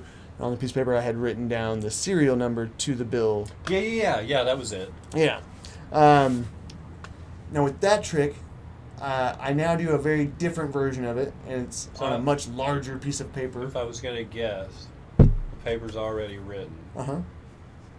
So you have to get the bill in his pocket that has a serial number on it that you've already written down. Nailed it. It's not his bill. Nailed it. Okay. Did he sign the bill or anything to identify that it was his bill? We tore a corner off. So that way he could match it later. And that's just a good bit of tearing? So all your tears are exactly the same? Oh, okay. You nailed it though. Like so I find a lot of magic is kind of like that. It's only like very minimally above the surface of logic. It's exactly, that's how I don't want to take away from a magician's craft, because there is tons more to it than what I do, especially with the dexterity. But as far as, that's exactly, we do exactly the same thing. And the method is such a small part of what magic is. It has nothing to do with, yes, you've seen this trick before. Yes, you've probably heard a joke this style before, but it's how you're going to show it and how I deliver it. But if you That's what makes it different. Yeah, is like, I think delivery is everything. Everything. That's the same. Everything. Yeah. So if you go watch one of my videos on Facebook or YouTube, what have you, some of them are not great because I've only been making these videos for a year. I've only been making them since I quit my job. I like them. Yeah, thank you. But if you go back to some of my earlier ones, some of them are not very good, and I'm not super pleased with them. And I plan on remaking some of them and then deleting the old ones and all that kind of stuff. So I've got plans to rehash some of that stuff, but I'm just not super happy with some of those videos. And then I watch other people's videos, other magicians, and you can find lots of them. I think there's a lot more bad magicians than there are good magicians. I also think there's a lot more people out there that like don't really want to be magicians. They just wanted to learn some tricks, and then they started calling themselves a magician. Who is that Frenchman? Robert Houdin? The guy that stopped the war? No, I'll think of it. Did you know that? No. There was a magician that stopped the Somalian war. Did you know about that? No. His name was Robert Houdin. Houdin? Okay. Yep, like Houdini, minus the I. Right. And he was recruited to help try to form a treaty with Somalia. And the way he did that was convincing the Somalian warriors that he could zap them of their strength. He used magic tricks.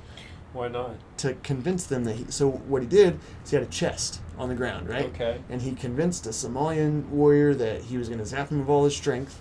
And he had him try to pick up this chest. And he's using all his might, and he can't get this chest off the ground. And then he has a young girl come up on stage, very small young girl, and she can just effortlessly pick it up. And he says, or he said something along the lines of, we can take your strength and put it in our people, basically, and convince them of that, and was able to stop a war. Have you ever heard of the Invisible Army? Yes, but I don't know why. That happened in World War II. And it was, again, another magician. The military brought in a magician. You know what, though? But the World War II was a magical war anyway. Yeah. For those of you who don't know about World War II, there's a lot going on there. Number one, Hitler's running all around Europe looking for Christian or occult relics that he can get in touch with higher powers to help him win. He actually sets up the Ishtar Gate. Yeah. In a museum in Berlin, and opens up a portal, many believe, to darkness itself. You have on the side of and that's all going on the Nazi side, and everybody's like, well, they were using the occult, and good riddance, we got rid of those Nazis. No, because the British had someone on their side. They had a guy by the name of Ian Fleming, who was a naval intelligence commander who had set up little operations like Operation Goldeneye, which was his way of the British holding on to Gibraltar, the gateway to the Mediterranean. They needed an operational blueprint for that. He's the one that set it up. He was also the handler for a little PR work during World War II, where they used Aleister Crowley himself to give fake predictions to dishearten the Nazis. The Imitation Game, was that based off of that? A little bit, but what they did was Ian Fleming was Aleister Crowley's handler, and they would have Aleister Crowley write up these prophecies that would just be to morale killers for the Nazis, just how the Allies were going to rise up like lions and destroy the Axis power, stuff like that, just to dishearten the occultists there going, what did Crowley say? Oh God, we're doomed. Because they all believed it as prophecy anyway. So there was a lot of magic magic going on during World War II.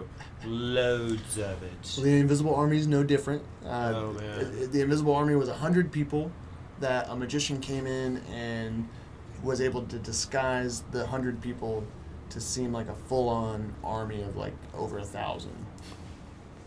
And so they made another group of Nazis.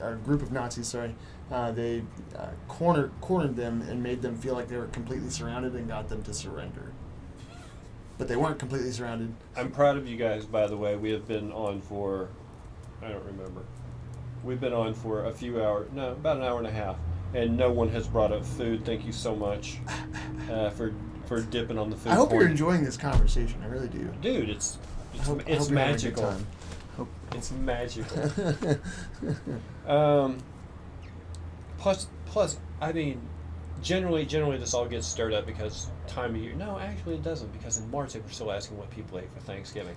But with your non-commitment to food these days, do you cheat during the holidays, or do you stay on message? So I just eat the way I eat anymore. I don't really look at it as like a diet or anything like that. It's just your lifestyle at this point. Yeah, this is just kind of how I do things now. I haven't eaten since 3 p.m. today, right? So you turkey up on the holidays? Yeah, I'm down. 100%. 100%. You guys just Shackelford. You know what? Did you know you were going to be a Shackle? Your name is... You know, it's have funny. Shackle in the name, and there's no one else in my family that does magic, though. Zero. Why did you stop at Shack? Why did you go for John Shackle? Well, because I'm not an escape artist. Oh, that's a different craft. I don't do any. Well, it's still magic, but I don't do any of it. It's not my thing. I don't think it's very magical. So if you have a deck of cards and you show someone a trick, you're doing that. But if you're showing somebody that you get a pair of handcuffs, that's the handcuffs doing that. Am I right? Sometimes it's the prop. Sometimes. Whereas not always. the cards are you. That's just a straight deck. I looked at it. That's just plain. Yeah. I'm guessing bicycle, off the shelf. But the handcuffs. You could use real handcuffs and escape from them. I have. I tried to do magic escape in my act, and I think escapes just don't really fit me. Is the issue? I think I don't feel like my character on stage Oh, does right. that kind of stuff. Oh yeah, because that guy's a special kind of cocky. Yeah, I agree with that. No, I totally get that. It's I've like actually had people ask me in the past if my intentions was to piss people off. hypnotists freak. Magicians don't, but hypnotists, they're just different. Yeah, they very highfalutin. Yeah.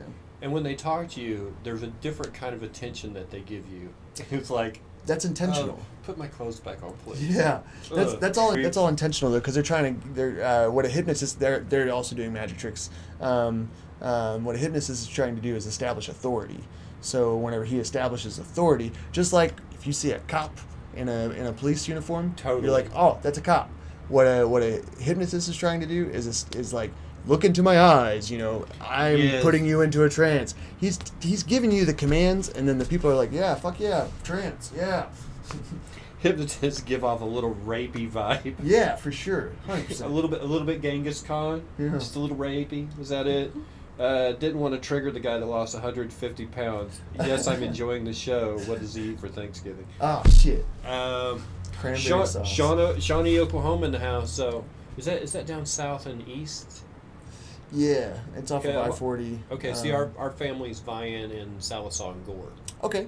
I don't So know we're exactly right there. how far that We're- is we're- from us. We're like 10 killer Sequoia County people. Yeah, this is all in Potawatomi. Okay. Yeah. Is it the same area? Okay. It's south. You're Okay. south. But so yeah, you're big fat bird, just absolutely slathered in mayonnaise, salt, pepper, It's and fucking awful. okay. It's fucking awful. Okay. It's bad. Does your family do that? I don't know where it got started, but apparently it's really a popular thing at Thanksgiving to stuff a dead bird with a loaf of bread. We cook our stuffing in a pan, so ours is dressing. We have turkey and dressing. We don't stuff a loaf of bread inside a dead animal. Yeah, I don't like that. I prefer it out of. Yeah, we don't do separate. stuffing. We do dressing. Now, my grandma has always put like vegetables and stuff up in there. Oh yeah, we do celery, onions, Yeah. bell pepper. But Yeah. but I've never eaten We're trying something. stuffing out of a turkey's butt. We're trying something different this year, but I haven't told anyone yet. Oh yeah. Well, What I've told my sister, who will be here on Thanksgiving, but we're kind of turkeyed out. do you do? Used to turkey wasn't as readily available as a lunch option. Like you go to the store now, and like there's all kinds of deli turkey Yeah. out, but you see you had like bologna and ham. Yeah. Like turkey's like a thing in the last 30 years. They started adding, and I kind of turkeyed out. So I'm gonna cook up. I haven't told her yet. I'm gonna cook up a couple of chickens, Nice. but I'm gonna prep them just like the turkey. Have you ever had a turducken? No, I've always wanted to try it, I've had. just for the hell of it. We've done turkeys every year. We did a ham one year, and one year for Christmas, I actually cooked a goose Nice. How was that? and made a plum pudding. It's pretty good. Pretty solid. The pudding. I've never had goose before. The goose is greasy, man. I've heard. That's It's the a only very reason I've never tried gamey it. bird. It's like eating duck. Yeah. It's like, oh, bleh. I bet.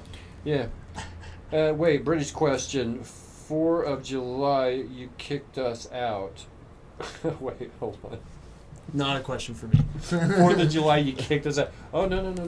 We're the Americans. Oh. Okay, wait, British question. 4th of July, you kicked us out. Thanksgiving, you pissed off the natives by eating all the food. Yes, we celebrate 4th of July. We celebrate us kicking you, the British, out by launching firecrackers into the air donated by the Chinese. And then, Chinese invented the firecracker, right? Yeah. Okay, Yeah. so Chinese helped us out so we could celebrate kicking you guys out of the country. And then on Thanksgiving, we celebrate taking all the indigenous people's land, and giving them blankets full of smallpox by having a big meal. Pretty much.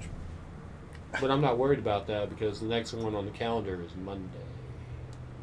And I'm a big fan of Veterans Day. I'll have my poppy on. Let's see.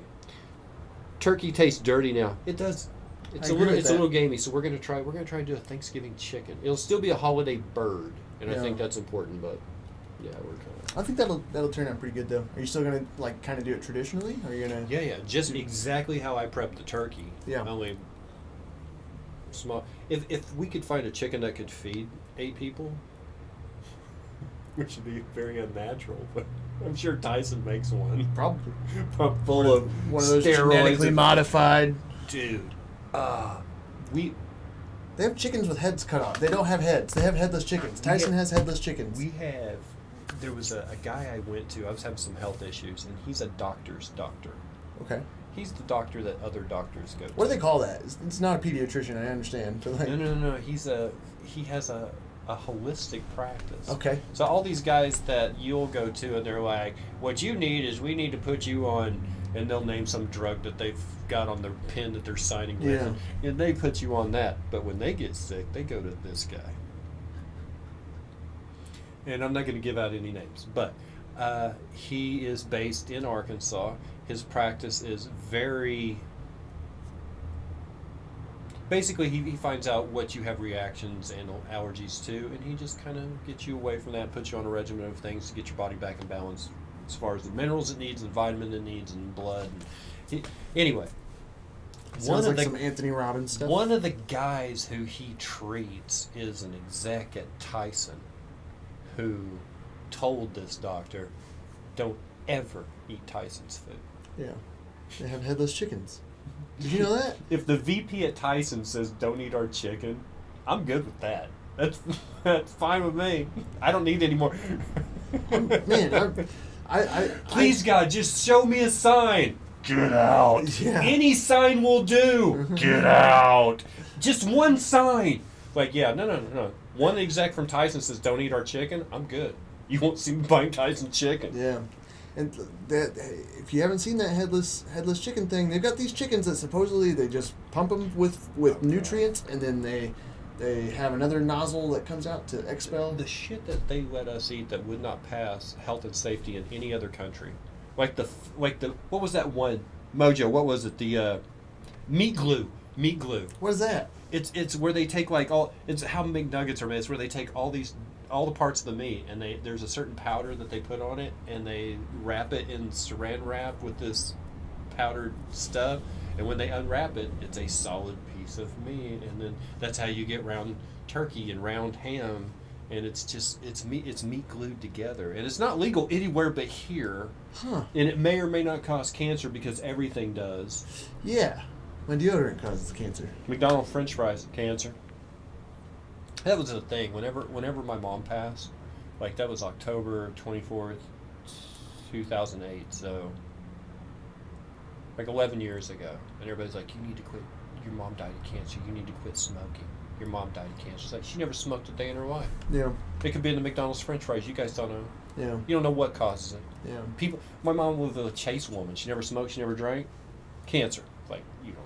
That's crazy. It could be anything. You know, they're saying, have you seen 5G? You know, everybody's talking about 5G's coming. 5G. Yeah. They're saying 5G is really dangerous for people. Like, the amount of radiation that it puts off is apparently really harmful, and the government's saying go for it anyway. Oh, yeah. They're not going to stop chemtrails or... It's amazing. Yeah, anything that has to...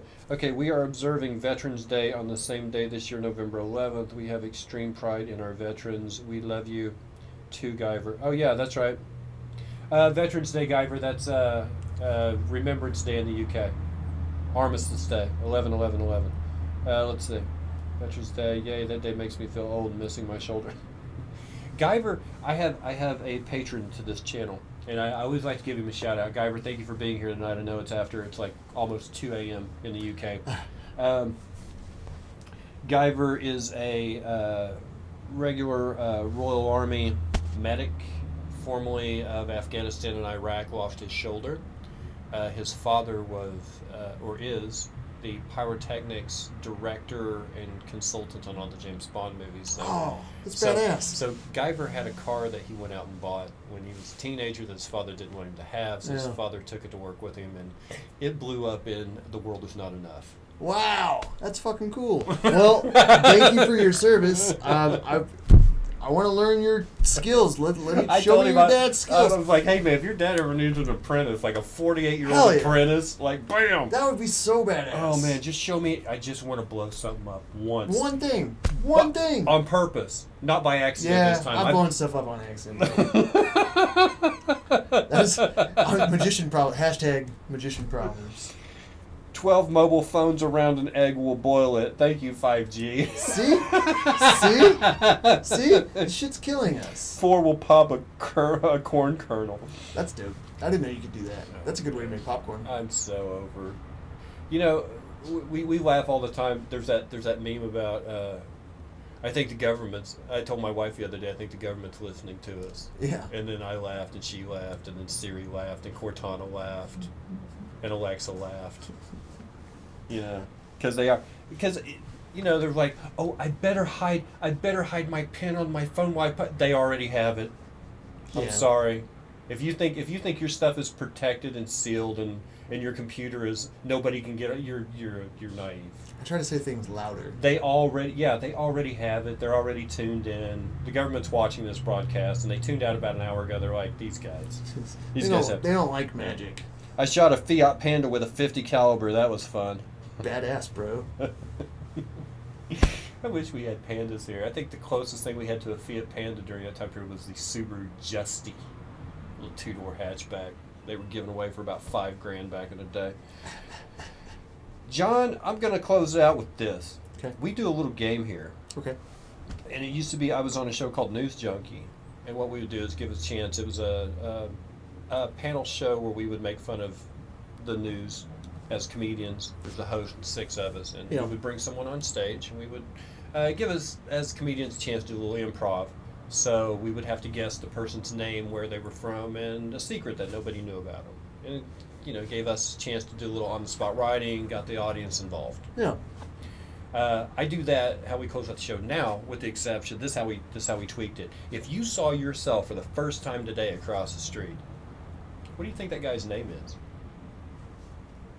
I saw myself. Just looking at that guy. What do you think that guy over there's name is? Beard, hoodie? It looked like a Phil. Phil? You think I could pull off a Phil? Like a Philip? Phil? Okay. Yeah. No, I see it. Okay. Phil. Where do you think Phil's from? Just looking at him.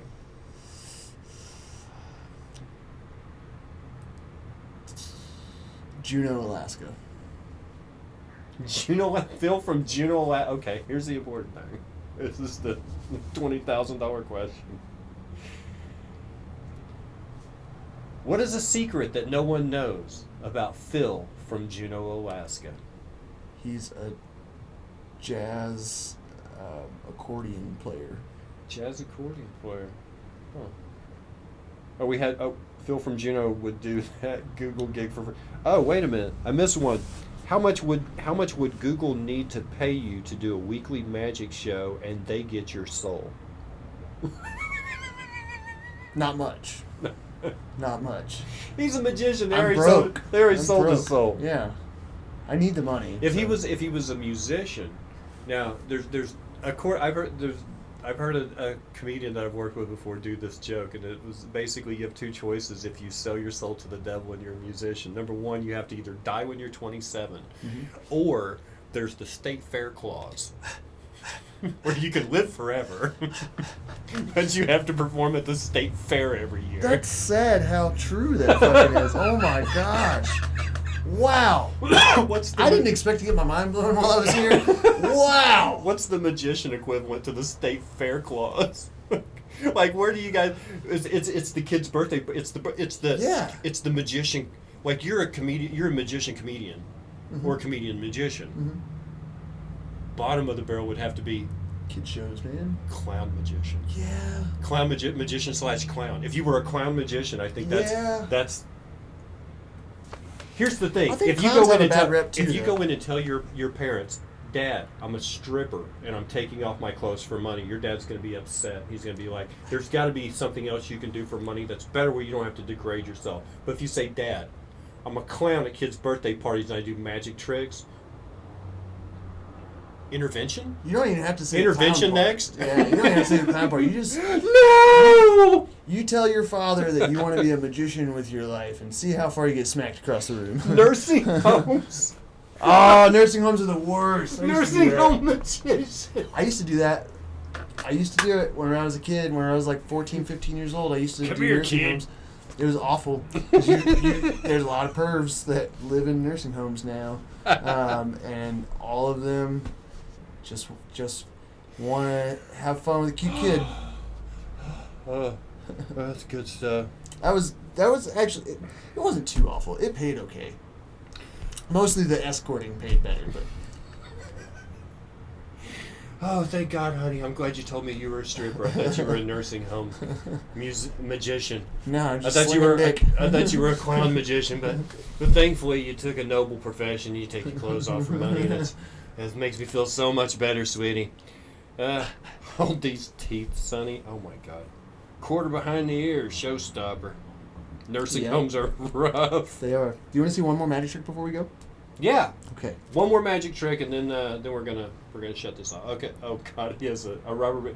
He really went all out with the props on this one. Yeah, I honestly thought about only bringing the deck of cards, just to kind of talk about it because card magic. Are you about to do something with those before I examine them? Oh, you can look at them. Yeah, go ahead. Sorry, my bad, boss. No. I just wanted to see if they were continuous. Yeah, I'm just messing with you. Some guys pinched them. Yeah. So this one is going to go interlocked with that one. Yeah. So you can see that I'm locked in. I can't go that way. I can't go up or down. And I certainly can't come through the middle. But if I rub right here, I separate just like that. You going to do it again? One more time. Yeah. One more time. Make finger guns. Okay. We're going to put that there. Curl. And put your thumb down. Same thing. Perfect. Hold it right about there. All right. Now, if this flies off, I'm sorry. That's not the intention. Can't go up or down, right? I'm certainly locked in, but if I rub just like that. Okay, I didn't just sit there and watch that happen in front of me. Damn it. Fucking magicians. God. That, yeah, I. You know, it doesn't matter. You see it on television, you're like, okay, even if they're like, no camera tricks, you're still in the back of your mind, you're like, I'm not there, so they can fool me because I'm not standing right there. And then you see something right in front of you, you're like, yeah. The devil! That's my favorite. The devil! That is my favorite. What?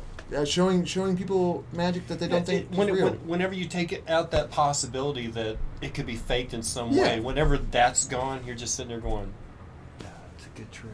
That's a good trick. John Shackelford, thank you so much for your time. Had a pleasure. Everyone, coming up next, we'll have Bedgood Comics. We'll be showing the 1922 classic Nosferatu. You can check him out at johnshackmagic.com. You can try that out. It'll just be a blank page. Okay. I stopped paying for a website. Okay, so go to Facebook, John Shack Magic. Follow him. If you're in the Vegas area, go out and see his show. We'll put links for all that. I'll be there November 11th. November 11th. That's Monday. So performing for veterans at that. We'll be back in a little bit. You guys take it easy. Be right back.